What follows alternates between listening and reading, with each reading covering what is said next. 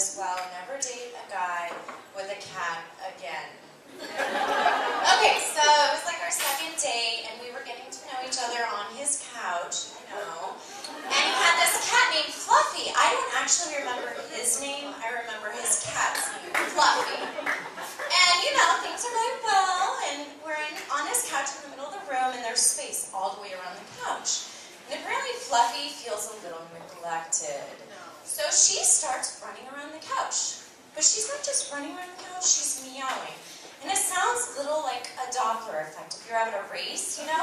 It's like, meow, meow, meow. And I'm like, hey, dude, what's up with your cat? And he's like, no, it's fine, it's fine. I'm like, okay, cool. Meow, meow. So Fluffy does one more lap, right? And it's the middle of summer in Oregon, and it's really nice. And we have the window open. So Fluffy does her last lap. Meow. She runs, runs, runs, and jumps out of the window. We were on the 3rd floor. So this guy, still don't remember his name, jumps up and he's like, Fluffy! I got flung back. And I'm like, isn't that the thing about cats? They land on their feet? He's like, we have to find Fluffy. I'm like, all right, let me put my shirt on. Let's go. So we go downstairs. Fluffy is like fucking licking her paws downstairs.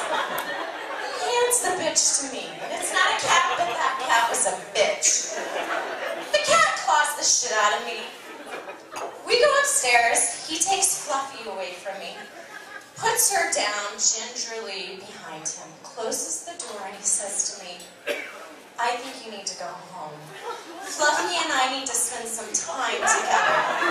I took 1 second and I said, you just chose the wrong pussy. And marched down the stairs.